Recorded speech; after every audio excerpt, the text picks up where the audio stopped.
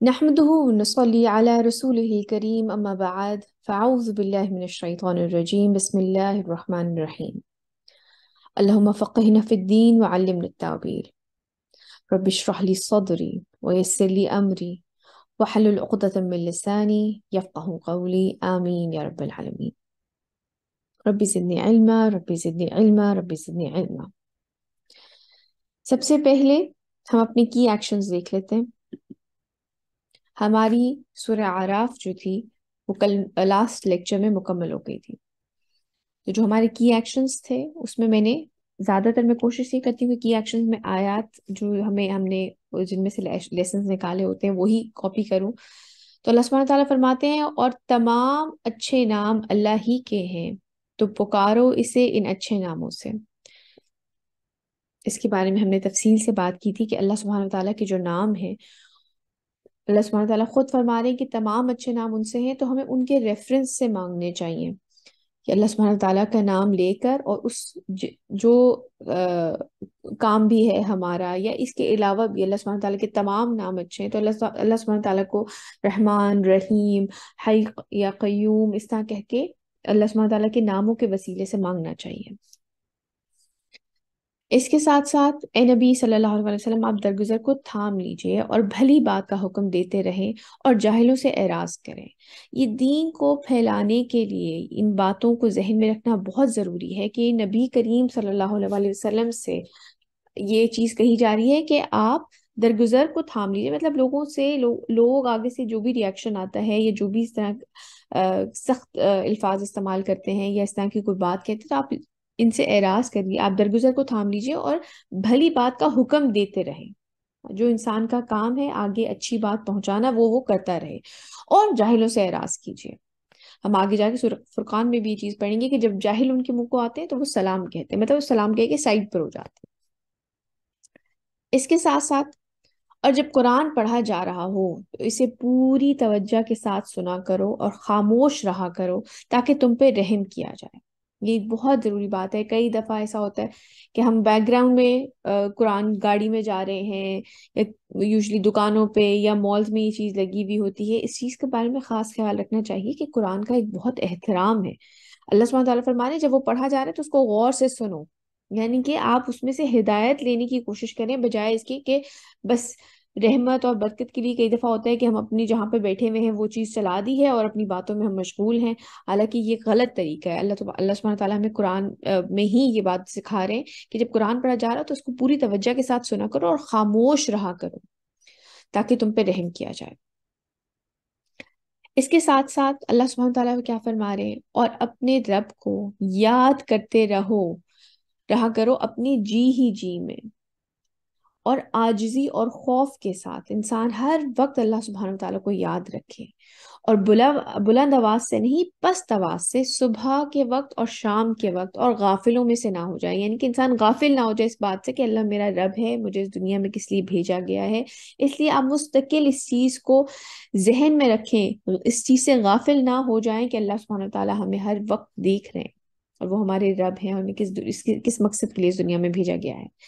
اس کے ساتھ آپ کو یاد ہوگا کہ ہم نے اس بارے میں اسپیشلی بات کی تھی کہ ہمیں جو ہمارے صبح اور شام کے اذکار ہیں جو کہ حدیث سے بھی ہمیں معلوم ہے، جیسے کچھ کتابیں میں نے جیسے ایک پیارے رسول کی پیاری دعائیں ہیں یا نماز نبوی ہے یا اس طرح کی، اور ویب سائٹ پہ بھی مل جاتی ہے کہ آپ صبح اور شام کے اذکار، یہ فرحت ہاشمی کی جو ہے الہدا کی ویب سائٹ ہے اس کے اوپر بھی آپ کو مل جاتے ہیں، وہ کارڈز ان کے باقاعدہ چھپے ہوئے ہیں۔ اس کے علاوہ اور بہت ساری جو ہے کتابیں آپ کو پی ڈی ایف فارم میں آن لائن مل جاتی ہیں جس کے اندر صبح اور شام کے خاص کر جو نبی کریم صلی اللہ علیہ وسلم جو اذکار کیا کرتے تھے ان کی بکلیٹ چھوٹی مل جائے گی۔ تو کوشش کریں ان کو، آپ یقین کریں کچھ عرصے آپ پڑھیں گے اور پھر آپ کو وہ حفظ ہو جائیں گے، وہ ساتھ ساتھ آپ کو یاد ہو جائیں گے، تو ضرور کوشش کریں۔ اس کے علاوہ جو ہماری جیسے گھر میں سے نکلنے کی دعا ہے، گھر میں داخل ہونے کی دعا ہے، باتھ روم میں جانے کی دعا ہے، باتھ روم سے نکلنے کی دعا ہے، سونے کی دعا ہے، اٹھنے کی دعا ہے، چہرہ دیکھنے کی دعا ہے، چاند دیکھنے کی دعا ہے، کپڑے پہننے کی دعا ہے، کھانا کھانے کی دعا ہے، کھانے کے بعد کی دعا ہے، مطلب یہ تمام دعائیں جو ہیں یہ اللہ تعالیٰ کا ذکر ہے جو ہمیں جس کی وجہ سے ہم غافل نہیں ہوتے، تو یہ یاد کرنے کی کوشش کریں۔ میں نے کافی پہلے ایک کلاس میں اس چیز کا ذکر کیا تھا کہ کوشش کریں کہ अम, جو دعائیں ہیں نا وہ اس جگہ اسپیسیفک جگہ پہ لکھ کر لگا لیں. کچھ عرصے کے بعد آپ کو وہ یاد ہو جائیں گی. اپنے ہاتھ سے لکھیں اور آپ وہ جیسے باہر جانے کی دعا ہے تو وہ دروازے کے سائڈ پہ یا پیچھے، اگر دروازہ بند ہوتا ہے تو پچھلی سائڈ پہ لگی ہوئی ہے، چاہے اپنے کمرے کے اس پہ کر لیجیے. یا گھر میں انٹر ہونے کی دعا ہے تو دروازے کے سامنے لگی ہوئی ہے. تو بڑے آپ کوشش کریں اچھی، یا ایون پرنٹ آؤٹس جو ہیں وہ کاٹ کے لگے ہوئے ہیں سامنے، اور آہستہ آہستہ آپ کو وہ یاد ہو جائیں گی. یا اگر سفر کی دعا ہے تو گاڑی میں لکھ کر لگا لیں. یا جو ہے آپ کی جو کبڈ ہے اس کے اوپر جو آپ کے جہاں پہ کپڑے ہوتے ہیں وہاں پہ وہ دعا لکھی ہوئی ہو، جو کپڑے پہننے کی دعا ہے. شیشے کے اوپر جو ہے وہ چہرہ جب آپ دیکھیں اس کی دعا لکھی ہوئی ہے، تو یہ آہستہ آہستہ آپ کو یاد ہو جائیں گی اور اس سے پھر انسان غافل نہیں رہتا. آج کا لیکچر بسم اللہ کرتے ہیں، سٹارٹ کرتے ہیں. آج انشاءاللہ ہماری سورہ انفال سٹارٹ ہوگی. اس کا پہلے ہم تعارف دیکھ لیتے ہیں.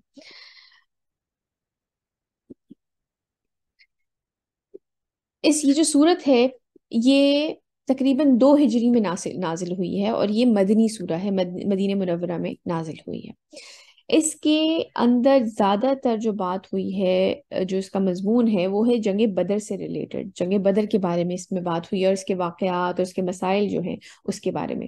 یہ یاد رہے کہ جنگ بدر جو تھی یہ اسلام اور کفر کے درمیان جو تھی نا، یہ پہلا باقاعدہ آپ سمجھ لیں جنگ ہوئی تھی. اس سے پہلے چھوٹے موٹے جو تھے دستے نبی کریم صلی اللہ علیہ وسلم نے بھیجے تھے، لیکن یہ ایک باقاعدہ جنگ جو ہے آپ یہ سمجھ لیں یہ پہلی دفعہ ہوئی تھی.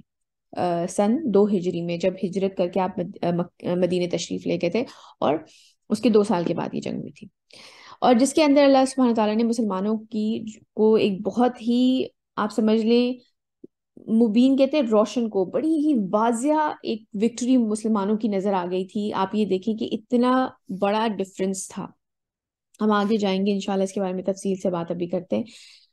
ایک طرف جو تھا، جو مکے سے جو کفار مکہ کا جو لشکر آیا تھا، وہ آپ یہ سمجھ لیں 1,000 کا لشکر تھا، اور وہ جنگ کے لیے تیار ہو کے آئے تھے. اور دوسری طرف جو مسلمان تھے 313، وہ جنگ کے لیے اس طرح سے تیار ہو کے نہیں آئے تھے. وہ نکلے اس لیے تھے، ابھی آگے جا کے ہم اس کے بارے میں تفصیل سے بات کریں گے، کہ ابو سفیان جو اس وقت تھے، اس وقت وہ کافر تھے، وہ ان کا لشکر آ رہا تھا تجارت کا سامان لے کر، اور ان کو بہت بڑا لشکر تھا. اس کو فالو کرنے کے لیے اس کے تعاقب میں مسلمان نکلے تھے. یہ 313 کا ایک جو تھے ایک جماعت تھی. کچھ کی جگہ 313 ہے، کچھ جگہ 319 ہے. بہرحال تو یہ کافی کم تعداد میں تھے، اور اس وقت کوئی تقریباً 8 تلواریں اور بہت تھوڑی سی آئی تھنک 2 گھوڑے، اور اس طریقے سے نکلے تھے. تو اللہ سبحانہ تعالیٰ نے ایک بہت ہی واضح آپ سوچیں کہ آپ دیکھیں نا کتنا ڈفرینس ہے، اور ایک بڑی واضح فتح اللہ سبحانہ تعالیٰ نے مسلمانوں کو نصیب فرمائی تھی، اور اس سے ثابت ہو گیا تھا کہ کون حق پر اور کون باطل ہے. اس کے ساتھ اور قریش مکہ کو بہت ہی بری شکست ہوئی تھی، اور ان کی جو تھے کوئی 70 جو ان کے سردار تھے وہ اس جنگ میں مارے گئے تھے. کچھ قیدی بنے تھے، کچھ بہت بری طریقے سے زخمی ہوئے تھے. چنانچہ اس صورت میں اللہ تعالیٰ نے اپنے انعامات بھی یاد دلائے ہیں، اور مسلمانوں نے جس جانثاری کے ساتھ یہ جنگ لڑی تھی، ظاہر سی بات ہے بہت کم تعداد میں تھے، اور نہ ہی کوئی زیادہ سامان تھا. آپ یہ دیکھیں یہ بڑی ہمت چاہیے، بہت زیادہ اللہ سبحانہ تعالیٰ کے اوپر تقویٰ چاہیے اس چیز کے لیے. تو اس کی ہمت افزائی کے ساتھ ساتھ بعض ان کمزوریوں کی بھی نشاندہی فرمائی ہے جو اس جنگ میں سامنے آئیں. یعنی کہ پہلی بیٹل تھی تو مسلمان بہت کچھ سیکھ بھی رہے تھے اس بیٹل کے دوران، اور آئندہ کے لیے وہ ہدایات بھی دی گئی جو ہمیشہ مسلمانوں کو کامیابی اور فتح و نصرت کا سبب بن سکتی ہیں. وہ چیزیں بھی بتائی گئی، ہدایات بھی دی گئی اسی کے اندر. یہ سارا سبجیکٹ میٹر آپ سمجھ لیں سورہ انفال کا ہے. تقریباً کچھ 75 آیات ہیں اس کی. جہاد اور مال غنیمت کی تقسیم کے بہت سے احکام بھی بیان ہوئے ہیں اس میں.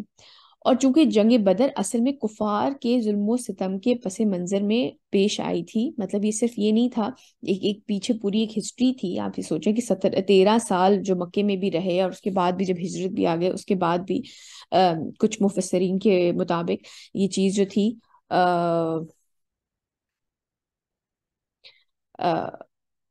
یہ جو تھی، اچھا سوری یہ مجھے وہ آ گیا تھا، خیر ہماری میٹنگ شاید جو ہے تھوڑی دیر کے لیے ڈسکنیکٹ ہوگی، اس میں کچھ ایشو آ رہا ہے. خیر ہم یہ جاری رکھتے ہیں، جب ہوگی تو ہم ریکنیکٹ کر لیں گے. تو مسلمانوں ایک پورا پس منظر تھا. 2 سال جو تھے وہ انہیں مدینے میں ہو گئے تھے، اور اس کے باوجود جو تھی کچھ مفسرین کے مطابق چھیڑ چھاڑ چل رہی تھی مکے والوں کی طرف سے. اس کے لیے ان حالات میں بھی ذکر کیا گیا ہے جن میں حضور صلی اللہ علیہ وسلم کو مکہ مکرمہ سے ہجرت کا حکم ہوا. والذین نیز جو کذبوا مسلمان مکہ بآیاتنا مکرمہ میں رہ گئے تھے، سنستدرجهم ان من کے لیے حیث بھی لا ضروری قرار دے دیا گیا يعلمون. تھا کہ وہ ہجرت کر کے مدینے آ جائیں. صرف یہ تھا کہ اب جو ہے مکے میں مسلمان کوشش کے جتنے مسلمان مکے میں ہیں وہ ہجرت کر کے مدینہ آ جائیں، جس کی وجہ یہ تھی کہ زیادہ سے زیادہ جماعت، زیادہ سے زیادہ طاقت اکٹھی کی جائے مسلمانوں کے پاس، مدینے میں اکٹھی ہو جائے، تاکہ جو جنگیں ہوں، جو غزوات ہوں، اس میں زیادہ سے زیادہ مسلمان شریک ہو سکیں. ہجرت کی وجہ سے میراث کی تقسیم کے متعلق کچھ احکام جو تھے وہ عارضی طور پہ اس وقت نافذ کر دیے گئے تھے، کچھ ٹیمپریری پیریڈ کے لیے. اس لیے سورت کے آخر میں اسی وجہ سے میراث کے کچھ مستقل احکام دیے گئے ہیں اس کے اندر. اب ہم سٹارٹ کرتے ہیں، جبکہ جس طرح کہ میں نے ذکر کیا ہے کہ اس میں جو تھا زیادہ ذکر جو ہے جنگ بدر کے بارے میں ہوگا. تو آپ یہ سمجھے کہ جیسے کہ ہم نے پچھلی سورہ کے اندر مختلف عذاب کی قسمیں پڑھی ہیں، مختلف لوگوں کے اوپر، جو قوموں کے اوپر عذاب آیا ہے.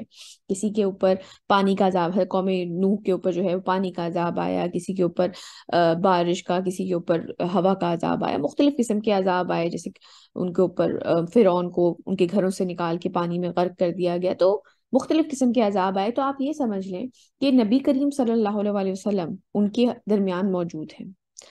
ان کو 13 سال ہو چکے ہیں مکہ میں تبلیغ کرتے ہوئے، لیکن لوگ ایمان نہیں لا رہے چند لوگوں کے علاوہ. تو اب آپ یہ سمجھ لیں کہ ان کے اوپر پہلی دفعہ یہ ایک طرح کا عذاب آیا تھا کفار مکہ کے اوپر، کیونکہ 13 سال جو مدینے میں مکے کے اندر گزرے تھے مسلمانوں کے، اس میں ان کو صاف یہ کہہ دیا گیا تھا، ہم یہ سورہ نساء میں بھی پڑھ کے آ چکے ہیں، کہ ہاتھ اٹھانا انہیں اس الاؤڈ نہیں تھا. ان سے یہ کہہ دیا گیا تھا کہ تمہارے مسلمانوں کے اوپر سے کہہ دیا گیا تھا کہ تم پہ جتنا مرضی ظلم و ستم ہو جائے، تم نے آگے سے ریٹیلیٹ نہیں کرنا، تم نے آگے سے کوئی تم نے اٹیک نہیں کرنا ہے ان کے اوپر کفار مکہ. لیکن اب 13 سال چکے گزر چکے ہیں، اب مدینے میں آ گئے ہیں پراپر. ایک آپ سمجھ لیں کہ وہاں پر نبی کریم صلی اللہ علیہ وسلم جب وہاں پہنچے ہیں تو پہلے 6 مہینے کے اندر اندر آپ نے سب سے ایک پراپر وہاں پہ نظام قائم کیا. 6 مہینے کے اندر اندر وہاں پہ مسجد نبوی تعمیر کر دی گئی، جو کہ مسلمانوں کے لیے آپ سمجھ لیں ایک سینٹر، جمع ہونے کی جگہ منعقد ہو گئی، بنا دی گئی. اس کے ساتھ ساتھ نبی کریم صلی اللہ علیہ وسلم نے مہاجر اور انصاروں کو، ان کو یہ کہہ دیا کہ آپ آپس میں بھائی بھائی ہیں، اور اوپر میں ان کے درمیان جو تھا ایک بھائی چارہ اور محبت اور وہ والے ایک رشتہ قائم ہو گیا. اللہ سبحانہ تعالیٰ نے ان کے دل میں جو تھی ایک سافٹ کارنر آپ سمجھ لیں، جو بھی مہاجرین آئے تھے ان کے لیے آ گیا تھا انصار کے اندر. پھر وہاں پہ جو یہود کے قبیلے تھے، تو ان سے یہ کہہ دیا گیا تھا کہ ان کے ساتھ نبی کریم صلی اللہ علیہ وسلم نے ایک ٹریٹی کر لی تھی، ایک معاہدہ کر لیا تھا کہ جو بھی مدینے کے اوپر اٹیک کرے گا تو یہ دونوں مل کے، مسلمان بھی اور یہود بھی مل کے اس کو ڈیفینڈ کریں گے مدینے کو. تو ایک یہ چیز. اب تو آپ یہ سمجھ لیں یہ 6 مہینے کے اندر اندر نبی کریم صلی اللہ علیہ وسلم نے یہ ایک قلعہ بنا لیا تھا مسلمانوں کے لیے. 7th منتھ میں آپ نے وہاں پر جو تھے نا ڈفرینٹ گروپس بھیجنے شروع کر دیے تھے، کیونکہ اب آپ یہ دیکھیں کہ اصل تو مکہ کو وہ جگہ ان بتوں سے پاک کرنا تھا.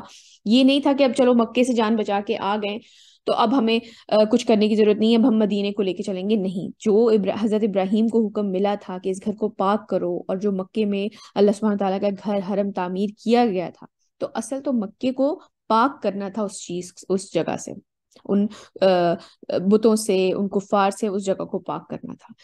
تو نبی کریم صلی اللہ علیہ وسلم نے یہ بڑا بڑا انٹرسٹنگ ہے، آپ لوگ ضرور کوشش کریں کہ کبھی جو ہے نا سیرہ کے بارے میں پڑھیں، اس سے انسان کو بڑا کچھ سیکھنے کے لیے ملتا ہے. تو آپ سمجھ لیں کہ آپ نے مختلف قسم کے چھوٹے چھوٹے گروپس وہاں پر بھیجنے شروع کیے. کچھ گروپس میں 8 دفعہ آپ نے وہ گروپس بھیجے. اور 4 میں آپ خود بھی شامل ہوئے. تو جہاں پہ جن میں آپ خود وہاں پہ چھوٹے چھوٹے آپ سمجھ لیں کہ ان کے اوپر جو ان کی تجارت کے لیے قافلے جا رہے ہوتے تھے ان کے اوپر اٹیکس کیے جاتے تھے. اس کا مقصد کیا تھا کہ مکے کا آپ سمجھ لیں مکے والوں کا اکنامک بلاکیج، کیونکہ تجارت ان کا مین کام تھا. جب تجارت نہیں کر پائیں گے تو ظاہر سی بات ہے ان کا دائرہ تنگ ہوتا چلا جائے گا.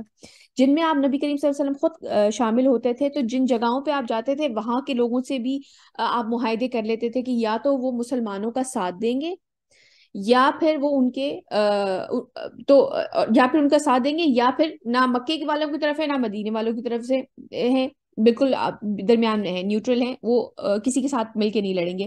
اس سے بھی مکے والے کمزور پڑ گئے. اس طرح کی بہت سارے اقدام نبی کریم صلی اللہ علیہ وسلم نے اس وقت کیے. اچھا، اس کے ساتھ ساتھ اب ایک دفعہ جب آپ نے یہ بھیجا، یہ چیزیں بتانی بیٹا ضروری اس لیے ہیں کیونکہ آگے جب ہم آیات پڑھیں گے نا تو آپ کے ذہن میں یہ پورا ایک بیک گراؤنڈ ہونا ضروری ہے تاکہ پھر آپ آگے کی آیات آسانی سے سمجھ سکیں گے. اس کے ساتھ ساتھ جب ایک دفعہ نبی کریم صلی اللہ علیہ وسلم نے ایک گروپ جب بھیجا تو اس گروپ میں سوری اس گروپ میں مسلمانوں نے کچھ لوگوں کے اوپر، جب وہ ان کا ایک قافلہ تھا قبیل اس کے اوپر اٹیک کیا تو اس میں ایک مکے کا مشرک جو تھا وہ مارا گیا. تو وہ یہ ایک بڑی بات ہو گئی. نبی کریم صلی اللہ علیہ وسلم نے حالانکہ بعد میں ان سے کہا بھی جن کو بھیجا تھا کہ میں نے تمہیں مارنے کا حکم نہیں دیا تھا، میں نے تم سے یہ کہا تھا کہ تم وہاں پر رہو، طائف کے پاس ایک جگہ ہے وہاں پہ جا کے رہو اور مکے والے کی خبریں، مکے والوں کی خبریں ہم دیتے رہو. اور دوسری طرف آپ نے جو ابو سفیان جو تھے ان کا لشکر جا رہا تھا شام، تو آپ نے اس کا بھی تعاقب کیا تھا، اس کے بھی پیچھے لوگ بھیجے تھے. تو یہ دونوں چیزیں ساتھ ساتھ ہو رہی تھی. اب جب یہ چیز ہو گئی تو جب وہ قافلہ واپس آنے لگا تو اس نے جو ابو سفیان تھے انہوں نے ایک شخص کو بھیجا پہلے کہ جاؤ مکے جاؤ، اور کیونکہ آتے ہوئے ان لوگوں نے ہمارا تعاقب کیا تھا، مسلمانوں نے ہمارے پیچھے آئے تھے، تو یہ ہم واپس آ رہے ہیں، یہ ہمارے اوپر دوبارہ اٹیک کریں گے، تو ان سے جا کے کہو کہ محمد صلی اللہ علیہ وسلم کے لوگ اور وہ جو ہے نا ہم پہ اٹیک کرنے لگے ہیں اور ہمارا قافلہ لوٹنے کی کوشش کریں گے، یا جو ہمارا سامان ہے وہ ہم سے لے لیا جائے گا. تو ہماری پروٹیکشن کے لیے مکے والوں کو بلوایا.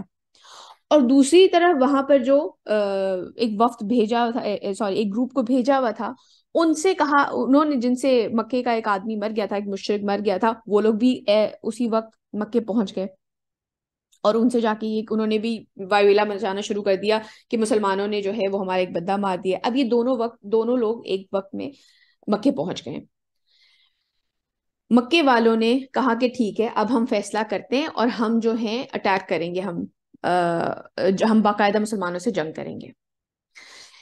دوسری طرف نبی کریم صلی اللہ علیہ وسلم نے جب ابو سفیان جو تھے ان کا لشکر جب واپس آ رہا تھا تب آپ نے اس کے لیے ایک جماعت کو تیار کر لیا کہ ٹھیک ہے ہم جا کے ان لوگوں پر اٹیک کریں گے اور ان کا ہم جو ہے ان کو راستے میں روک لیں گے، ان کا سامان وغیرہ.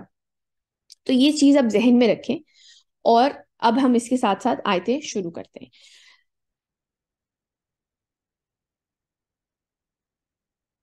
یا یہاں تک بات سمجھ آ گئی آپ لوگوں کو؟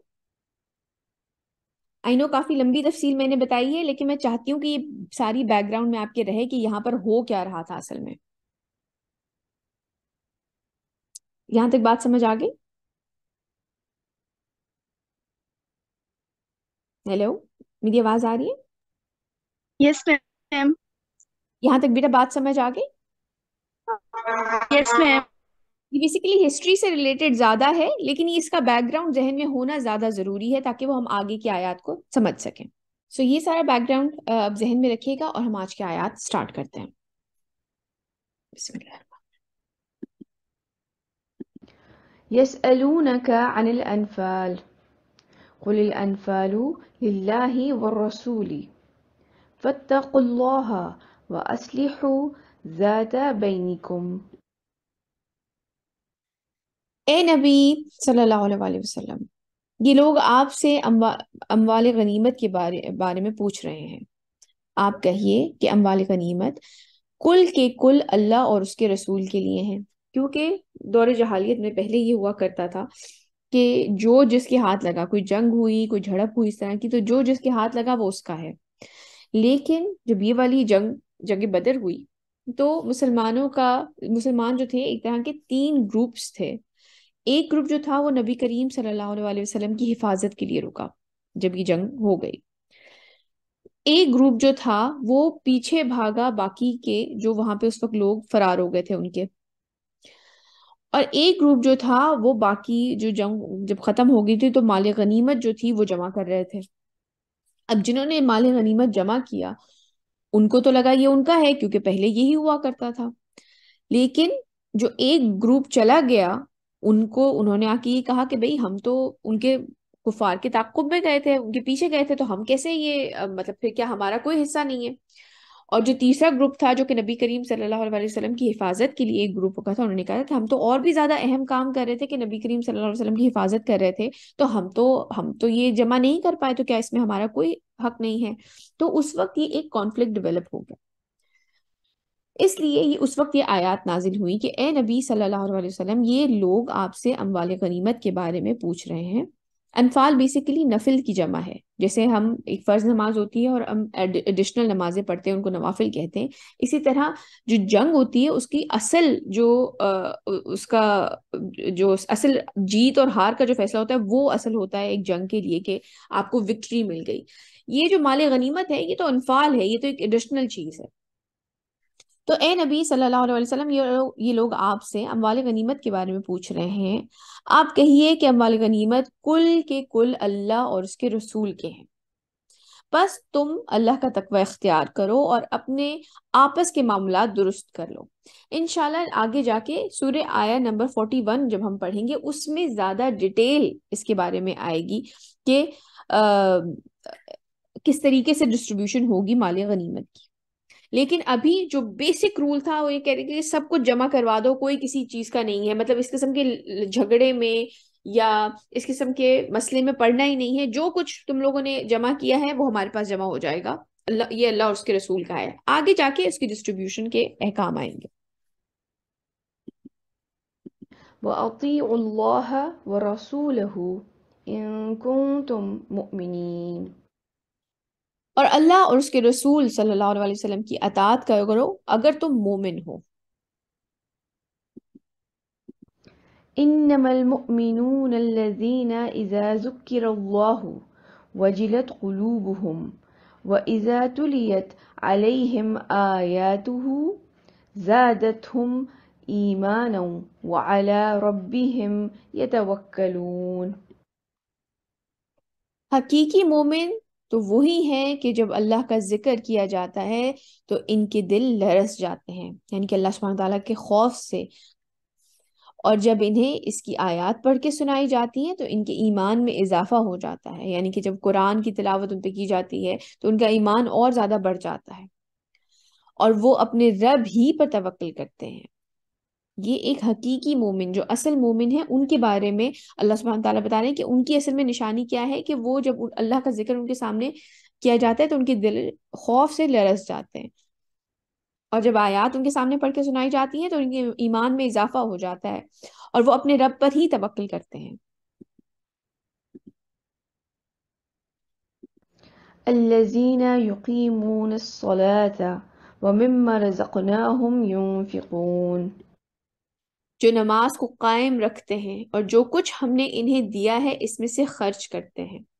یہ کتنی پیاری آیت ہے. آپ یہ دیکھیں کہ سورہ بقرہ کے بالکل سٹارٹ میں بھی اللہ سبحانہ تعالیٰ نے یہی الفاظ یوز کیے ہیں، وَمِمَّا رَزَقْنَاهُمْ يُنْفِقُونَ، اور جو کچھ ہم نے انہیں دیا ہے اس میں سے خرچ کرتے ہیں.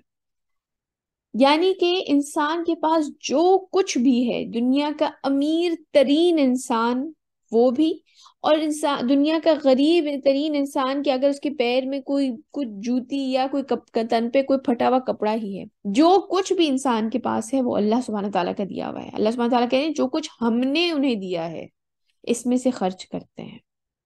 تو اللہ سبحانہ تعالیٰ نے 5 خصوصیات جو ہے نا وہ خوبیاں بتائی ہیں مومن کی، جو کہ آپ سمجھ لیں کہ ہماری زندگی کی چیک لسٹ ہونی چاہیے. یہ انہیں یاد رکھنا چاہیے. وہ کیا کیا ہے کہ جب اللہ کا ذکر آتا ہے تو دل میں خوف محسوس ہوتا ہے ان لوگوں کو کہ یا اللہ ہماری کہیں پکڑ نہ ہو جائے، پتہ نہیں ہمارا رب ہم سے راضی ہے کہ نہیں، ہم سے کوئی خطا تو نہیں ہوگی، جو خطا ہم سے ہوگی اللہ سبحانہ تعالیٰ ہمیں ان کے بارے میں ہماری بخشش فرما دیں گے، انہیں معاف فرما دیں گے، ایک یہ والی کیفیت۔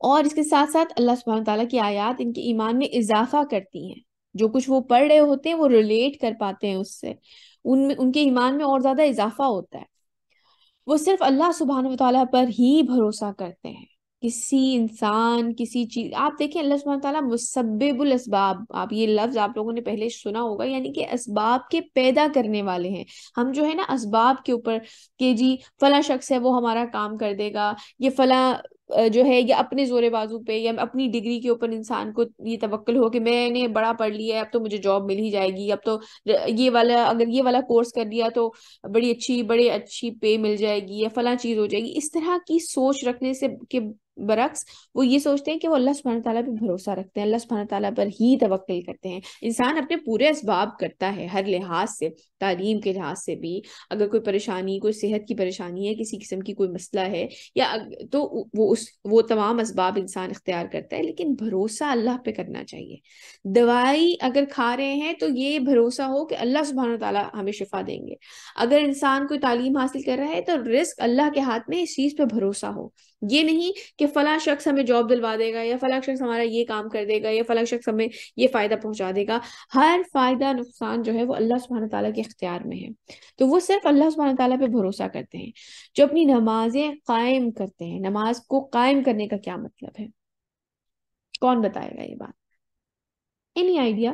کوئی غلط صحیح جواب کا وہ نہیں ہے، کیا خیال ہے نماز کو قائم کرنا کیا ہوتا ہے؟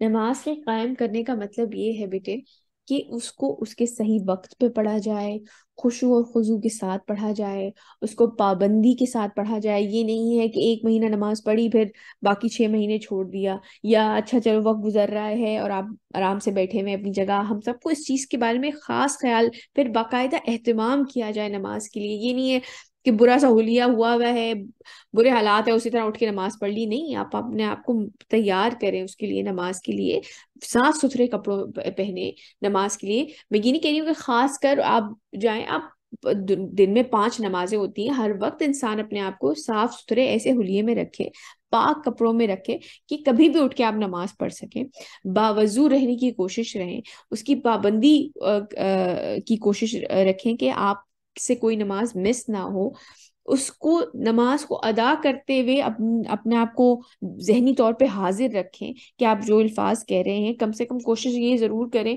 کہ نماز ہی کا ترجمہ آپ کو آتا ہو، اگر قرآن آپ اس طرح سے ٹرانسلیٹ نہیں کر پا رہے یا ایسے کچھ نہیں ہے تو کم سے کم نماز کا ترجمہ یاد کریں کہ آپ کو پتا ہو کہ کون سے الفاظ آپ کے منہ سے نکل رہے ہیں، اور اس کے ساتھ ساتھ وہ اس میں سے خرچ کرتے ہیں جو اللہ نے انہیں دیا ہے۔ یہ بات بڑی امپورٹنٹ ہے، جو اللہ نے دے رکھا ہے انسان کا اپنی کسی چیز کے اوپر اختیار نہیں ہے، ہر چیز اللہ سبحانہ تعالیٰ کہہ رہے ہیں جو چیز میں نے انہیں دی ہے اس میں سے خرچ کرتے ہیں وہ لوگ، تو یہ 5 خوبیاں ہیں مومنوں کی جو اللہ سبحانہ تعالیٰ ہمیں بتا رہے ہیں۔ آگے چلتے ہیں۔ أولئك هم المؤمنون حقا لهم درجات عند ربهم ومغفرة ورزق كريم۔ یہی لوگ ہیں جو حقیقی مومن ہیں، ان کے لیے ان کے رب کے پاس اونچے درجات ہیں اور مغفرت اور عزت والا رزق ہے۔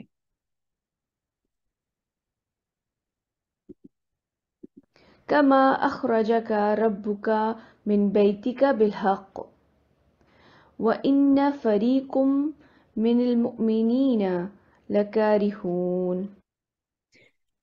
جیسے کہ نکالا آپ کو اے نبی صلی اللہ علیہ وسلم آپ کے رب نے آپ کے گھر سے، یعنی کہ جب مدینے سے آپ نکلے حق کے ساتھ، اور اس یہ جو قافلہ تھا اس کے تعاقب میں پہلے تو ذہن میں یہی تھا کہ ابو سفیان جو تھے ان کا جو قافلہ ہے اس کے تعاقب میں نکل رہے ہیں، تو آپ صلی اللہ علیہ وسلم سے اللہ تعالیٰ فرما رہے ہیں جیسے کہ نکالا آپ کو اے نبی صلی اللہ علیہ وسلم آپ کے رب نے آپ کے گھر سے حق کے ساتھ، اور یقیناً اہل ایمان میں سے کچھ لوگ اسے پسند نہیں کر رہے تھے، مطلب کچھ لوگ تو اس وقت ظاہر سی بات ہے، دیکھیں ایک جماعت تو وہ تھی جو کہ مکے سے تیار ہو کے آئی تھی نبی کریم صلی اللہ علیہ وسلم کی کے ساتھ. 13 سال تک انہوں نے بڑا کچھ سہا تھا، جو بھی مظالم ان کے اوپر ڈھائے گئے تھے.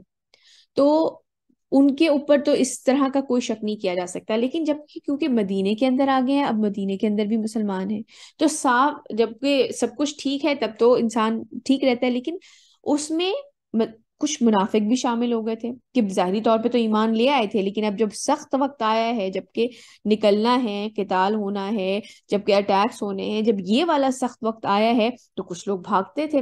اور یقیناً اہل ایمان میں سے کچھ اہل ایمان میں سے، یعنی کہ بیچ میں منافق بھی شامل ہو گئے، اہل ایمان میں سے کچھ لوگ اسے پسند نہیں کر رہے تھے. اچھا، کچھ لوگ گڈ ول آپ سمجھ لیں کچھ اچھا سوچتے ہوئے کہ نہیں ابھی جھگڑے کی کیا ضرورت ہے، مکے والوں کی طرف سے ابھی کوئی ایسا اقدام نہیں ہوا، وہ ہمارے اوپر اٹیک نہیں کر رہے ہیں تو ہمیں اٹیک کرنی کیا. کچھ لوگ آپ سمجھ لیں کہ اچھے دل کے ساتھ بھی اس طرح کی بات کر رہے تھے کہ ہمیں ابھی نہیں نکلنا چاہیے، ابھی اٹیک نہیں کرنا چاہیے. آگے چلتے ہیں. يجادلونك في الحق بعدما تبين كأنما يساقون إلى الموت وهم ينظرون. وہ لوگ آپ صلی اللہ علیہ وسلم سے جھگڑ رہے تھے حق کے بارے میں کہ ہمیں نکلنے کی کیا ضرورت ہے، حق کے بارے میں. اس کے بعد کہ بات ان پر بالکل واضح ہو چکی تھی، وہ لوگ ایسے محسوس کر رہے تھے جیسے انہیں موت کی طرف دھکیلا جا رہا ہے اور وہ اسے دیکھ رہے ہیں. آگے جا کے مقام صفرا پہ بھی جو منافقین تھے انہوں نے نبی کریم صلی اللہ علیہ وسلم سے جب یہ، کیونکہ مقام صفرا ایک بیچ میں ایسی جگہ آئی تھی جہاں پہ نبی کریم صلی اللہ علیہ وسلم کو دونوں چیزوں کی خبر مل گئی تھی. انہیں پہلے یہ نہیں پتا تھا کہ مکے سے لوگ جنگ کے لیے ابو جہل پورا لشکر لے کر 1000 لوگوں کا لشکر لے کر آ رہا ہے. یہ بات جب مدینے سے مسلمان نکلے تھے، نبی کریم صلی اللہ علیہ وسلم نکلے تھے، اس وقت انہیں یہ بات معلوم نہیں تھی. مقام صفرا پہ جب وہ پہنچے تو انہیں یہ دونوں خبریں مل گئیں کہ ایک طرف تو ابو سفیان کا لشکر ہے جس کے تعاقب میں تو وہ گئے ہی تھے، لیکن انہیں یہ خبر بھی مل گئی کہ اب مکے سے بھی 1000 کا لشکر آ رہا ہے اٹیک کرنے کے لیے. اور نبی کریم صلی اللہ علیہ وسلم کو اللہ سبحانہ و تعالیٰ نے یہ بات پہنچا دی ان تک کہ تمہیں میں وعدہ کرتا ہوں کہ دونوں میں سے ایک چیز تمہیں عطا کر دوں گا. اگر تم اس جنگ کرو گے ان سے تو میں وہ تمہیں وکٹوریس کر دوں گا، تمہیں فتح حاصل ہوگی.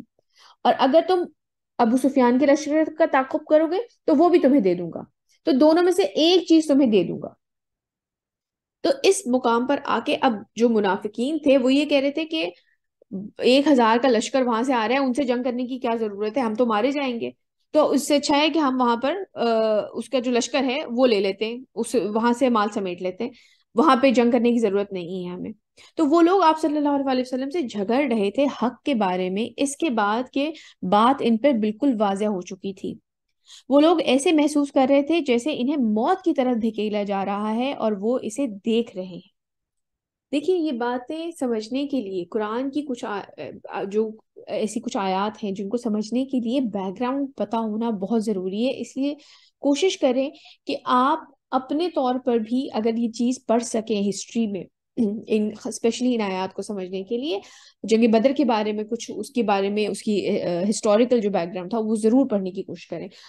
وَإِذْ يَعِدُكُمُ اللَّهُ إِحْدَى الطَّائِفَتَيْنِ أَنَّهَا لَكُمْ وَتَوَدُّونَ أَنَّ غَيْرَ ذَاتِ الشَّوْكَةِ تَكُونُ لَكُمْ. اور یاد کرو جب کہ اللہ وعدہ کر رہا تھا تم لوگوں سے کہ ان دونوں گروہوں میں سے ایک تمہیں مل جائے گا. یعنی کہ ایک طرف جب کہ وہ آ رہے ہیں مکہ سے 1000 کا لشکر لے کے، اور دوسری طرف ابو سفیان کا تجارت کا سامان آگے. اللہ سبحانہ تعالیٰ نے فرمایا اور یاد کرو جب کہ اللہ وعدہ کر رہا تھا تم لوگوں سے کہ ان دونوں گروہوں میں سے ایک تمہیں مل جائے گا. نبی کریم صلی اللہ علیہ وسلم سے کہا گیا تھا کہ یہ مسلمانوں تک بات پہنچا دو.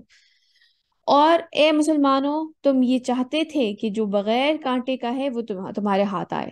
تو یہ اس چیز کے بارے میں ہو رہی تھی بحث کہ نہیں وہ تو 1000 کا لشکر کے تو ہم مقابلہ کیسے کر سکتے، اور وہ پورے پراپرلی اکوپڈ ہیں، تلواریں ہیں، نیزے ہیں، اونٹ ہیں، گھوڑے ہیں، ظاہر سی بات ہے جنگ میں کئی دن لگ جاتے ہیں، تو اس کا پورا سامان، ساز و سامان ان کے پاس ہے. ہم تو صرف ایک اس کے تعاقب میں آئے تھے، ایک چھوٹے سے اس کے جو قافلہ آ رہا ہے اس کے تعاقب میں آئے تھے، ہمارے پاس تو ابھی کچھ بھی نہیں ہے. تو انہوں نے کہا کہ وہ لینا زیادہ آسان ہے بجائے اس کے کہ ہم 1000 کے لوگوں سے جنگ کریں. ويريد الله أن يحق الحق بكلماته ويقطع دابر الكافرين.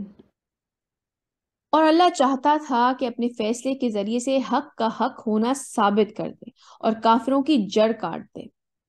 دیکھیے اگر اتنا بڑا ڈفرنس نہ ہوتا نا تو پھر تو انسان یہ سوچتا ہے کہ ٹھیک ہے بھائی، اگر یہاں پہ 1000 تھے تو ادھر 800 900 لوگ تھے، جنگ ہوئی، زیادہ اچھے فائٹر ہوں گے، جیت گئے.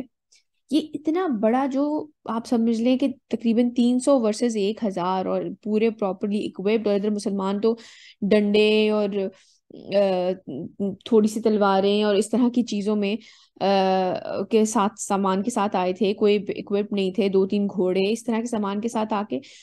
اگر یہ ڈفرنس اتنا ظاہری نہ ہوتا نا، تب اتنا آسان نہیں تھا لوگوں کے لیے یہ چیز سمجھنا کہ یہ اللہ کا فیصلہ ہے. اتنا بڑا ڈفرنس کے ساتھ جب یہ جنگ ہوئی ہے اور مسلمانوں نے ان کو ہرا دیا ہے، اور برے طریقے سے، مطلب کوئی چھوٹی موٹی سکشت نہیں تھی، بلکہ پراپر طریقے سے ان کے سرداروں کو ختم کر دیا گیا تھا.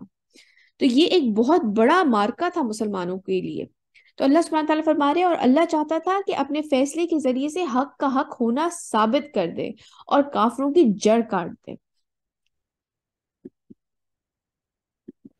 ليحق الحق ويبطل الباطل ولو كره المجرمون.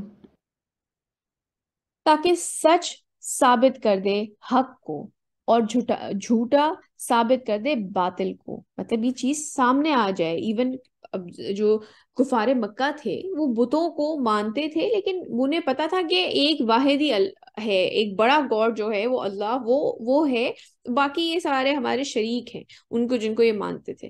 تو جو یہ جو ابو جہل ہے اس کے بارے میں بھی آتا ہے کہ اس نے بھی دعا کی تھی کہ یا اللہ حق سامنے آ جائے، پتہ چل جائے کہ کون صحیح ہے. وہ لوگ تو اپنے تکبر میں تھے نا کہ ہمیں ساری دنیا کی نعمتیں دی گئی ہیں، کعبہ کے رکھوالے ہم ہیں، ہم ہی اصل میں صحیح ہیں، باقی یہ جو اسلام کا یہ باتیں کر رہے ہیں یہ تو ایسی باطل سی چیز ہے. حالانکہ اللہ سبحانہ تعالیٰ فرما رہے ہیں تاکہ سچا ثابت کر دے حق کو اور جھوٹا ثابت کر دے باطل کو. مطلب ان لوگوں کے سامنے کھل کے آ جائے کہ کون صحیح ہے، کون حق پر ہے، خواہ یہ مجرموں کو کتنا ہی ناگوار ہو. إذ تستغيثون ربكم فاستجاب لكم أني ممدكم ب1000 من الملائكة مردفين. یاد کرو جبکہ تم لوگ اپنے رب سے فریاد کر رہے تھے، جب مسلمان دعائیں کر رہے تھے تو اس نے تمہاری دعا قبول کی تھی، جب وکٹری کی، فتح کی دعائیں کر رہے تھے، کہ میں تمہاری مدد کروں گا 1000 ملائکہ کے ساتھ جو پے در پے آئیں گے. ٹھیک، اللہ سبحانہ تعالیٰ نے کیونکہ پہلے یہ بات بشارت انہیں دے دی تھی کہ ایک میں سے ایک لشکر تو تمہیں مل جائے گا، تو ساتھ میں اللہ سبحانہ تعالیٰ نے مسلمانوں تک یہ نبی کریم صلی اللہ علیہ وسلم کو یہ بھی بشارت دے دی تھی کہ میں تمہاری 1000 فرشتوں سے مدد کروں گا. جنگ بدر کے بارے میں آتا ہے کہ فرشتوں کا لشکر باقاعدہ طور پہ اترا تھا. آپ کو یاد ہوگا ہم نے جب پہلے اس کے بارے میں پڑھا تھا تو اس کے بارے میں ہم نے اس کی چیز ڈسکس کی تھی کہ جو شیطان تھا وہ کفار کے ساتھ تھا اور وہ شروع میں بڑا انہیں بکپ کر رہا تھا، لیکن جب فرشتے اترے وہاں پر تو وہ پھر پیچھے ہٹ گیا. اس نے کہا کہ میں وہ چیز دیکھ رہا ہوں جو تم نہیں دیکھ رہے ہو، اور اس نے اپنے ہاتھ کھڑے کر لیے کہ میں تم لوگوں کے ساتھ نہیں ہوں. تو باقاعدہ فرشتے اترے تھے جنگ بدر میں اور انہوں نے مسلمانوں کے ساتھ لڑے تھے. تو یاد کرو جب تم لوگ اپنے رب سے فریاد کر رہے تھے تو اس نے تمہاری دعا قبول کی تھی کہ میں تمہاری مدد کروں گا 1000 ملائکہ کے ساتھ جو پے در پے آئیں گے. وما جعله الله إلا بشرى ولتطمئن به قلوبكم وما النصر إلا من عند الله إن الله عزيز حكيم. اور اللہ نے اس کو نہیں بنایا مگر تمہارے لیے بشارت. اللہ سبحانہ تعالیٰ نے خوشخبری دے دی تھی کہ میں 1000 فرشتے تمہارے لیے بھیجوں گا، اور تاکہ تمہارے دل اس سے مطمئن ہو جائیں کہ چلو ایک انسان، ظاہر سی بات ہے انسانی چیز سوچتا ہے، تو مسلمانوں کو ایک آپ سمجھ لیں ایک خوشخبری سنا دی کہ میں تمہیں 1000 فرشتے بھیجوں گا تاکہ تمہارے دلوں کو اطمینان پہنچے. اور مدد تو اللہ ہی کی طرف سے ہوتی ہے، اللہ سبحانہ تعالیٰ ہی اصل مددگار ہے. یقیناً اللہ تعالیٰ زبردست حکمت والے ہیں. آپ یہ سوچیں کہ یہ وہ دن کتنا میسمرائزنگ ہوگا. جنگ بدر جو تھی وہ 17 رمضان کو ہوئی تھی، اس کی جو ڈیٹ ہے 2 ہجری کو. وہ کتنا آپ سمجھ لیں سحر انگیز موقع ہوگا، جبکہ اتنا بڑا لشکر سامنے آپ کے کھڑا ہوا ہے اور آپ اتنی تھوڑی سی تعداد میں ہیں. اور پھر کچھ جو ہے صحابہ کے بارے میں ہے کہ انہیں یہ چیز فیل ہو رہی تھی کہ ان کے ساتھ کوئی اور لڑ رہی ہے، کوئی اور ہے ان کے ساتھ. یہ باقاعدہ طور پہ مطلب ان کے اوپر پیچھے سے اٹیک ہو رہا ہے تو کوئی ان کو ڈیفینڈ کر رہا ہے پیچھے سے بھی. تو باقاعدہ طور پہ یہ چیزیں محسوس ہو رہی تھی ان کو. تو وہ کتنا کیا موقع ہوگا، کتنا میسمرائزنگ ہوگا یہ تمام چیز. لیکن آپ کو کیا لگتا ہے جنگ بدر میں، جو کہ ابھی ہم ڈسکس بھی کرتے ہوئے آ رہے ہیں، سب سے امپورٹنٹ چیز کیا تھی؟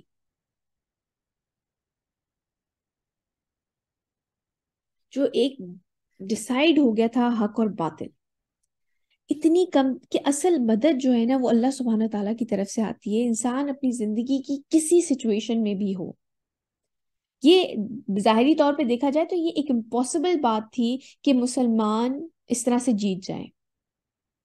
تھی کہ نہیں امپاسبل بات؟ کیا خیال ہے آپ لوگوں کا؟ کیا یہ چیز آسان تھی؟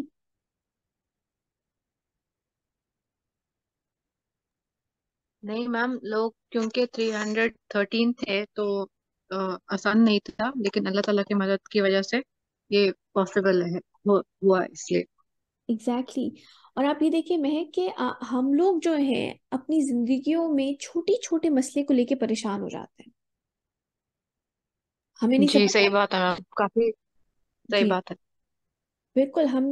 ہمیں اس چیز کا احساس نہیں رہتا کہ ہمارے ساتھ کون سی ذات ہے.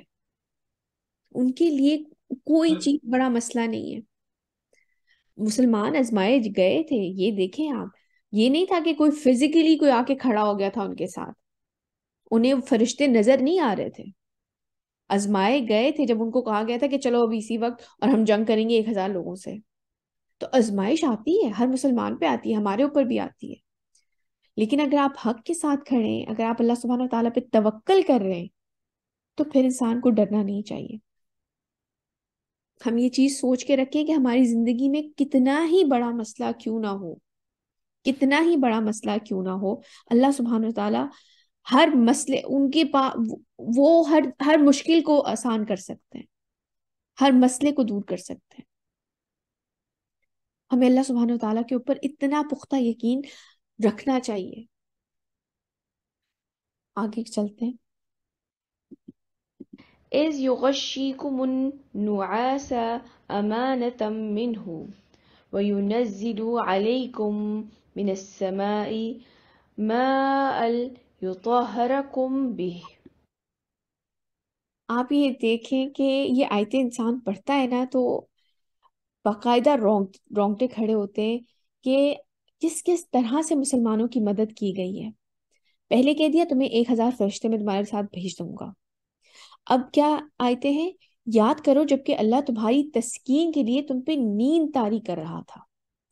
یعنی کہ یہ نہیں تھا کہ بس ٹینشن ہے اور ہم کیسے جیتیں گے، ہم نہیں جیت سکتے. سامنے آپ یہ دیکھیں اتنی بڑی فوج ہے اور وہ باقاعدہ طور پہ جو ہے اپنی پراپرلی اکوپڈ ہیں، کیل کانٹے سے بالکل تیار آپ کے سامنے آپ کو مارنے کے لیے کھڑے ہوئے ہیں.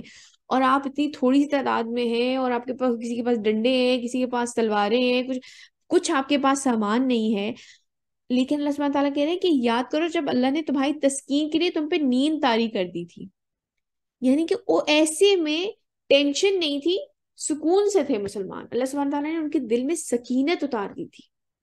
اور تم سے آسمان سے پانی برسا رہا تھا تاکہ اس میں تمہیں پاک کر دے. اس وقت کچھ تفسیر میں جو میں سن رہی تھی اس میں انہوں نے کہا کہ جو کفار مکہ آئے تھے انہوں نے جو اس وقت جو قریب کنواں تھا اس کے اوپر قبضہ انہوں نے کر لیا تھا، تو مسلمانوں کے پاس اس طرح سے پانی نہیں تھا، تو جب بارش ہوئی تو انہوں نے ایک حوض ایک گڑھا سا کھودا اور اس میں جگہ جگہ پانی جمع کر لیا اس بارش کی وجہ سے. اور آپ یہ دیکھیں کہ بارش کے بعد ایک اچھی ٹھنڈی ہوا چل رہی ہے، ایک اچھا ماحول، اوور آل ایک تسکین سی آپ کو ملتی ہے. تو نیند سے بھی مسلمانوں کی مدد کی جا رہی ہے، فرشتوں سے بھی مسلمانوں کی مدد کی جا رہی ہے، ان کے لیے پانی بھی برسایا جا رہا ہے. ظاہری طور پہ اگر یہ چیزیں دیکھی جائیں نا تو یہ وہ حضرت موسیٰ والے یا حضرت عیسیٰ والے معجزات نہیں ہیں، لیکن یہ معجزے اس وقت ہو رہے تھے.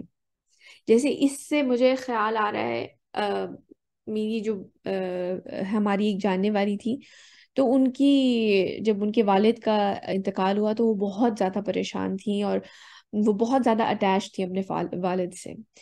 تو وہ جو تھی ان کے ساتھ ہم نے یہ چیز دیکھی کہ ان کے ساتھ یہ ہو رہا تھا کہ وہ بار بار سوئے جا رہی تھی. جب ان کے والد کا انتقال جس دن ہوا ہے اور تدفین وغیرہ ہو گئی، وہ تھوڑی تھوڑی دیر بعد جو تھی وہ خود ہی سو جاتی تھی. تو یہ اللہ سبحانہ تعالیٰ کی طرف سے سکینت تھی جو اللہ سبحانہ تعالیٰ ان کو ٹھہراؤ دے رہے تھے، ان کو آپ سمجھ لیں کہ ان کے دل کو تقویت دے رہے تھے، کیونکہ سو کے انسان ذرا فریش ہو جاتا ہے. ذرا اگر آپ دیکھیں نا کہ ٹینشن وغیرہ ہو تو آپ ایک نیند جب آپ کو آ جائے اور آپ سو کے اٹھیں تو آپ ذرا آپ کے اعصاب جو ہیں ذرا مضبوط ہوئے وہ ہوتے ہیں، ذرا بہتر محسوس کر رہے ہوتے ہیں. تو جنگ کی کیفیت ہے، اتنا مشکل ٹائم نظر آ رہا ہے، اور اللہ سبحانہ تعالیٰ کہہ رہے ہیں کہ یاد کرو جب اللہ نے تمہاری تسکین کے لیے تم پہ نیند طاری کر رہا تھا. اللہ سبحانہ تعالیٰ کس قدر رحیم ذات ہے، آپ یہ دیکھیں کتنی رحیم ذات ہے.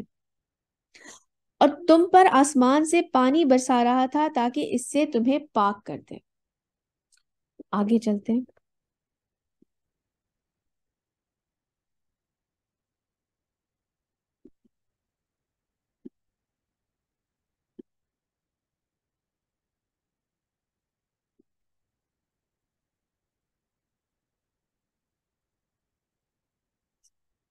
وَيُذْهِبَ عَنْكُمْ رِجْزَ الشَّيْطَانِ وَلِيُرْبِطَ عَلَى قُلُوبِكُمْ وَيُثَبِّتَ بِهِ الْأَقْدَامَ، اور تاکہ دور کر دے تم سے شیطان کی ڈالی ہوئی نجاست کو، یعنی کہ آپ پاک صاف طاہر ہو جائیں اس بارش میں، اور تاکہ تمہارے دلوں کو مضبوط کر دے اور اس سے تمہارے پاؤں جما دے. إذ يوحي ربك إلى الملائكة أني معكم فثبتوا الذين آمنوا. یاد کریں جب آپ صلی اللہ علیہ وسلم کا رب وحی کر رہا تھا فرشتوں کو، یعنی کہ فرشتوں کو جب انسٹرکشن دی جا رہی تھی کہ میں تمہارے ساتھ ہوں، تم جاؤ اور اہل ایمان کو ثابت قدم رکھو. یعنی کہ فرشتوں کو بھی انسٹرکشن دی جا رہی ہیں. کتنا اوور آل اللہ سبحانہ تعالیٰ نے سنبھال رکھا تھا پوری سچویشن کو.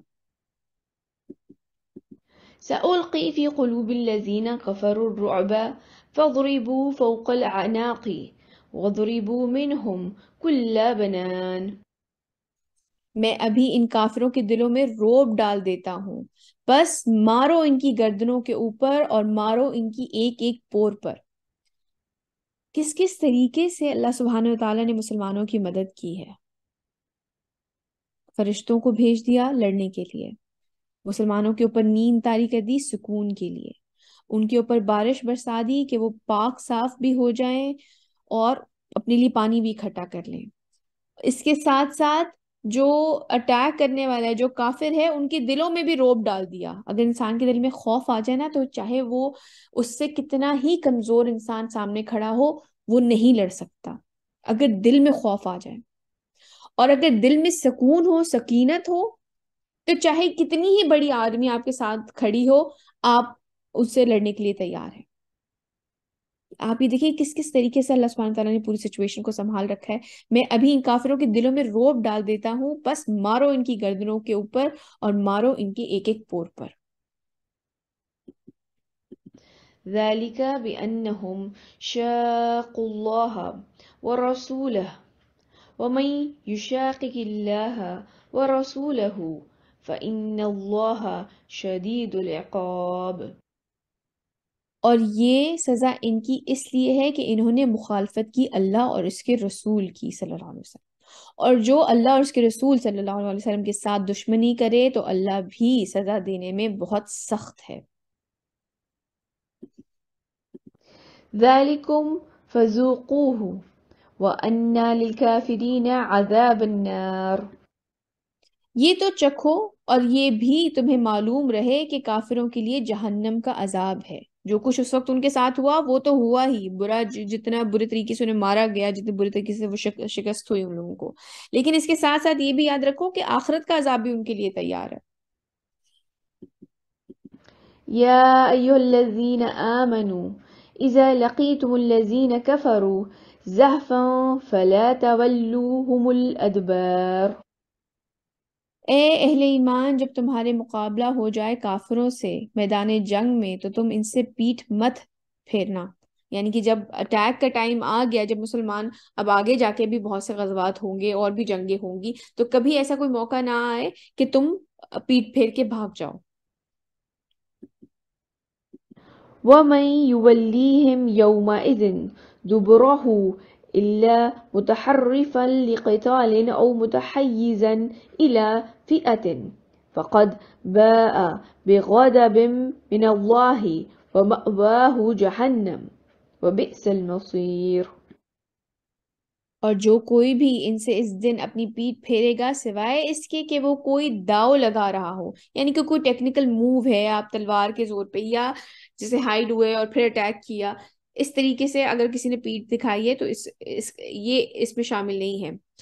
داؤ لگا رہا ہو جنگ کے لیے یا کسی دوسری جمعیت سے ملنا ہو تو وہ اللہ کا غضب لے کر لوٹے گا۔ مطلب جس نے بھی پیٹھ دکھائی اس کے اندر، یعنی کہ جو مڑ کے بھاگ گیا، اب آپ یہ دیکھیں کہ کس کس طریقے سے مسلمانوں کی مدد کی جا رہی ہے، یہ سب کچھ ہوا ہے، لیکن اس کے ساتھ ساتھ اللہ سبحانہ وتعالیٰ پھر اس کے ساتھ ساتھ مسلمانوں کو یہ تنبیہ کر دی گئی تھی کہ اس وقت جو پیٹھ پھیر کے بھاگے گا تو اللہ سبحانہ تعالیٰ کیا فرما رہے ہیں، تو وہ اللہ کا غضب لے کر لوٹا اور اس کا ٹھکانہ جہنم ہے اور وہ بہت ہی برا ٹھکانہ ہے۔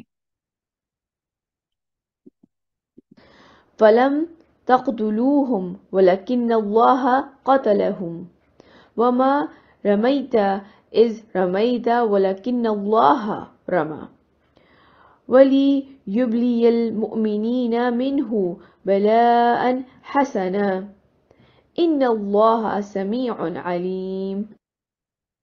بس اے مسلمانوں، تم نے انہیں قتل نہیں کیا بلکہ اللہ نے انہیں قتل کیا، اور جب آپ صلی اللہ علیہ وسلم نے ان پہ کنکریاں پھینکی تھیں، آپ نے ایک مٹھی بھر کے ان کے اوپر جو کفار تھے ان کی طرف ایک مٹھی پھینکی تھی، تو وہ آپ صلی اللہ علیہ وسلم نے نہیں پھینکی تھی بلکہ اللہ نے پھینکی تھی، تاکہ اللہ اس سے اہل ایمان کے جوہر نکھارے خوب اچھی طرح سے۔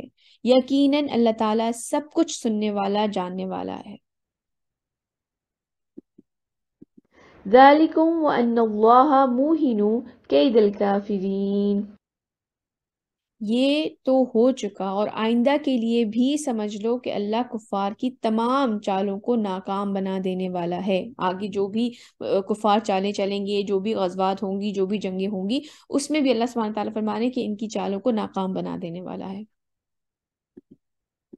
إن تستفتحوا فقد جاءكم الفتح وإن تنتهوا فهو خير لكم وإن تعودوا نعد۔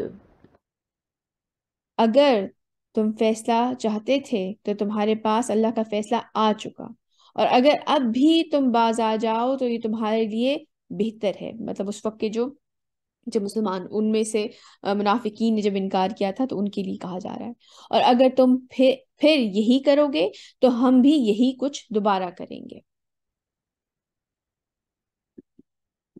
ولن تغني عنكم فئتكم شيئا ولو كثرت وأن الله مع المؤمنين۔ اور تمہاری یہ ایکسکیوز می جی بتائیے بیٹے۔ میم، لاسٹ والی 18 والی آیت دوبارہ ریپیٹ کر دیں۔ ہوں۔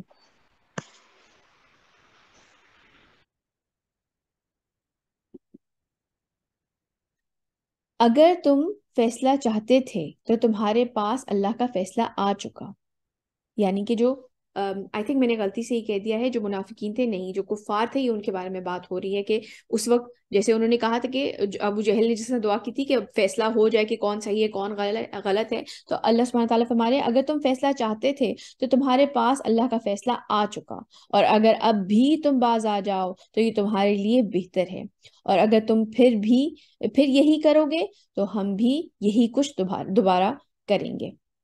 ٹھیک ہے.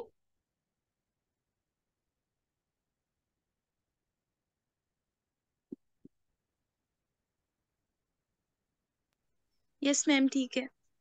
اوکے، یہ والی دوبارہ پڑھوں یا یہ والی ٹھیک ہے؟ یہ والی ٹھیک ہے میم. اوکے، چلیں آگے چلتے ہیں. يا أيها الذين آمنوا أطيعوا الله ورسوله ولا تولوا عنه وأنتم تسمعون. اے اہل ایمان، اللہ اور اس کے رسول صلی اللہ علیہ وسلم کی اطاعت کرو اور اس سے منہ نہ موڑو جبکہ تم سن رہے ہو. جب بدر کے لیے نکلنے کے لیے کہا گیا اور انکار کر رہے تھے یا کوئی حیل و حجت منافقین کر رہے تھے تو اس کے لیے کہا گیا ہے کہ اس سے نہ منہ موڑو جبکہ تم سن رہے ہو.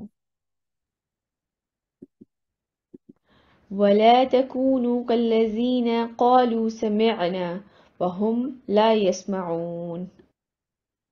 اور ان لوگوں کی مانند مت ہو جاؤ جو کہتے ہیں کہ ہم نے سن لیا اور حقیقت میں وہ سنتے نہیں ہیں. اللہ سبحانہ تعالیٰ کے جو احکام انسان کو ملے یا نبی کریم صلی اللہ علیہ وسلم کی طرف سے جو ایکشنز ہمیں ملے اپنی زندگیوں کو امپروو کرنے کے لیے، ہمیں وہ بات، کیونکہ اللہ سبحانہ تعالیٰ فرما رہے ہیں اور ان لوگوں کی مانند مت ہو جاؤ جو کہتے ہیں کہ ہم نے سن لیا اور حقیقت میں وہ سنتے نہیں ہیں. جب بھی آپ دیکھیں ہمارے سامنے بہت سارے ویڈیوز میں بھی چیزیں ہمارے سامنے نظر سے گزرتی ہیں، کہیں کوئی کسی کتاب میں کہیں سننے میں آتا ہے، ہمیں یہ چیزیں پتہ چلتی رہتی ہیں کہ نبی کریم صلی اللہ علیہ وسلم کی یہ حدیث ہے یا قرآن میں یہ حکم آیا ہے، ہم سن لیتے ہیں اور ان کو اپنی زندگیوں میں شامل نہیں کرتے. تو اس چیز کے بارے میں ہمیں خاص دھیان رکھنا چاہیے کہ جب ہمیں کوئی چیز پتہ چلتی ہے تو اسی وقت کوشش کریں جتنی بھی انسان کی استطاعت ہے. دیکھیں ہم سب سے خطا ہوتی ہے، میں یہ بات ہمیشہ کرتی ہوں، کیونکہ ہم اکثر یہ چیز سوچ لیتے ہیں کہ ہم تو بڑے گنہگار ہیں یا ہم بڑے کمزور ہیں، ہم سے یہ چیز نہیں ہو پاتی. یہ چیزیں سب کے ذہنوں میں آتی ہیں، لیکن انسان کوشش تو پوری کرے نا. اللہ سبحانہ تعالیٰ تو ایفرٹ دیکھتے ہیں کہ انسان ایفرٹ کتنی کر رہا ہے. آپ اپنے طرف سے تو 100% اس چیز کو اپنی زندگی میں شامل کرنے کی کوشش کریں، دعا کریں. آگے چلتے ہیں. إن شر الدواب عند الله السم البكم الذين لا يعقلون. یقیناً تمام چوپایوں میں اللہ کے نزدیک بدترین وہ بہرے گونگے انسان ہیں جو عقل سے کام نہیں لیتے. یعنی کہ اللہ سبحانہ تعالیٰ تشبیہ دے رہے ہیں ایسے لوگوں کو جو کہ عقل سے کام نہیں لے رہے ہیں، جن کو احکام پڑھ کے سنائے جا رہے ہیں لیکن وہ اپنی زندگیوں کو امپروو نہیں کر رہے ہیں. وہ اللہ سبحانہ تعالیٰ ان کو جانوروں سے تشبیہ دے رہے ہیں کہ یہ بالکل گونگے بہروں کی طرح ہیں، ان چوپایوں کی طرح ہیں جو کہ عقل سے کام نہیں لیتے. ولو علم الله فيهم غير لا أسمعهم ولو أسمعهم لتولوا وهم معرضون. اور اگر اللہ کے علم میں ہوتا کہ ان میں کوئی خیر ہے، بے شک اللہ سبحانہ تعالیٰ کے علم میں ہے کہ کون انسان جو ہے وہ اس کے دل میں خیر ہے، وہ نیکی کی طرف آنا چاہتا ہے، یا کون انسان جو ہے وہ نیکی کی طرف نہیں آنا چاہتا، ضدی ہے یا ایروگنس میں جو ہے اب دور نکل گیا ہے، یا وہ اس طرف بات سننے کے لیے بالکل تیار نہیں ہے دین کی. تو اللہ سبحانہ تعالیٰ فرما رہے ہیں اور اگر اللہ کے علم میں ہوتا کہ ان میں کوئی خیر ہے تو وہ انہیں سنوا دیتا، اور اگر وہ انہیں بھلائی کے بغیر سنوا بھی دیتا، یعنی کہ کوئی بھلائی کی بات، تو وہ اعراض کرتے ہوئے پیٹ پھیر جاتے. یعنی کہ اگر ان تک کوئی خیر کی بات پہنچ بھی جائے تو ان میں اتنی ایروگنس ہے کہ وہ سننے کے لیے تیار ہی نہیں ہے. آج کی ہماری آیات یہیں تک. آج کے ہم کی ایکشنز دیکھ لیتے ہیں. فتح حاصل کرنے کے لیے اللہ سبحانہ وتعالیٰ سے مدد طلب کریں، جیسے کہ انہوں نے دعا کی تھی بدر کے مقام پر بھی. اور اللہ اور اس کے رسول کی اطاعت کرو اگر تم سچے مومن ہو۔ اس کے ساتھ ساتھ اللہ سبحانہ وتعالیٰ مومنوں کی 5 خوبیاں بیان کرتا ہے زندگی کے لیے۔ یہ ہماری یہ چیک لسٹ ہونی چاہیے کہ یہ چیز ہمارے اندر ہے کہ نہیں۔ کون بتائے گا یہ 5 خصوصیات، خوبیاں؟ سامنے لکھی نہیں ہے ویسے تو۔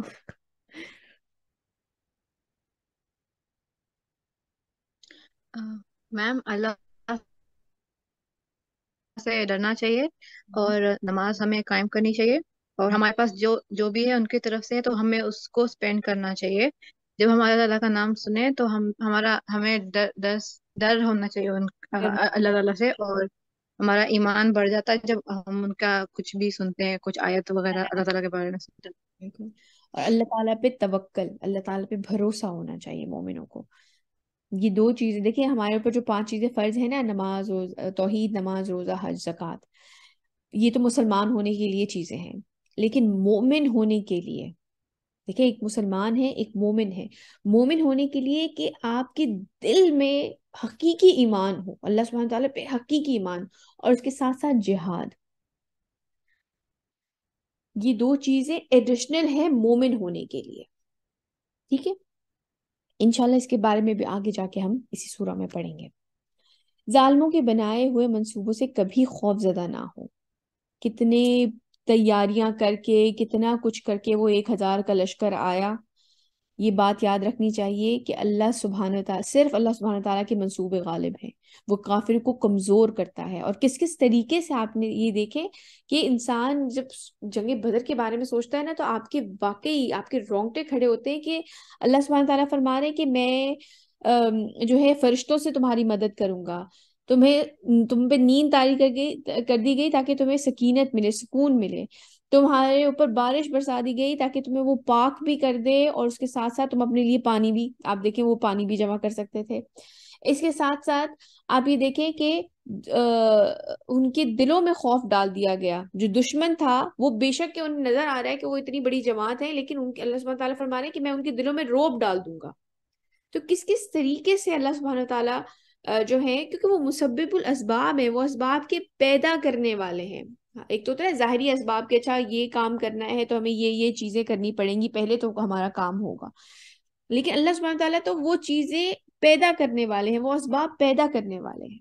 تو ظالموں کے بنائے ہوئے منصوبوں سے کبھی خوف زدہ نہ ہو، صرف اللہ سبحانہ تعالیٰ کا منصوبہ غالب ہے، وہ کافروں کو کمزور کرتا ہے۔ اس کے ساتھ ساتھ اللہ اور اس کے رسول صلی اللہ علیہ وسلم کو غور سے سنیں، یہ بات خاص کر کہی گئی ہے ایکشن لینے اور زندگی کو بہتر بنانے کے لیے۔ یہ چیزیں ضروری ہیں کہ جو احادیث ہمیں سنائی جائیں، جو آیات ہمیں پڑھ کے سنائی جائیں، ان کو غور سے سنا جائے اور پھر انہیں اپنی زندگیوں میں شامل کیا جائے۔ غور سے اسی لیے سننے کو کہا جا رہا ہے نا، ہم بچے کو کہتے ہیں نا میری بات غور سے سنو، وہ اسی لیے کہا جا رہا ہے نا تاکہ وہ اس پہ عمل کرے۔ اسی طرح ہمیں بھی قرآن میں کہا جا رہا ہے کہ غور سے سنو بات کو۔ آج کے لیسن سے ریلیٹڈ کوئی سوال؟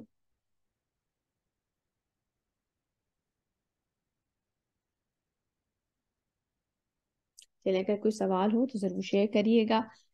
میں پھر سے کہوں گی کہ کوشش کریں کہ آپ اس کے بیک گراؤنڈ کو ضرور پڑھیں۔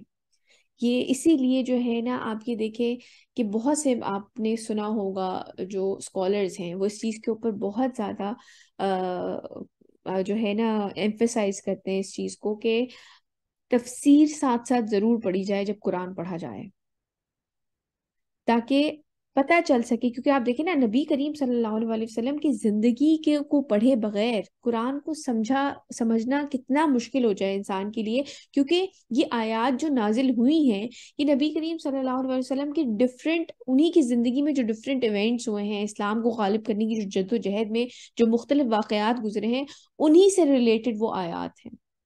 تو اس لیے بہت ضروری ہے کہ سیرت کو پڑھا جائے۔ ابھی ایون اگر سٹارٹ کے لیے میں آپ کو ضرور ریکمینڈ کروں گی کہ ایون جو بچوں کے لیے تفاسیر لکھی گئی ہیں، بالکل بے شک بیسک لیول سے سٹارٹ کریں، لیکن آپ کو کم سے کم پتہ چلے کہ کون کون سے ایونٹس ہوئے۔ پھر ایک اور کتاب نکالیں، اس میں زیادہ تفصیل سے جو چیزیں آئی ہوئی ہیں ان کے بارے میں پڑھیں۔ سبحانک اللہم و بحمدک، اشہد ان لا الہ الا انت، استغفرک و اتوب الیک۔ اللہ تعالیٰ ہماری خطاؤں سے درگزر فرمائے، اور جو بھی اچھی بات اس میں ہم نے سیکھی ہے اللہ تعالیٰ ہمیں انہیں اپنی زندگیوں میں شامل کرنے کی توفیق عطا فرمائے، آمین یا رب العالمین۔ جزاک اللہ خیر کثیر کثیرہ، السلام علیکم ورحمۃ اللہ وبرکاتہ۔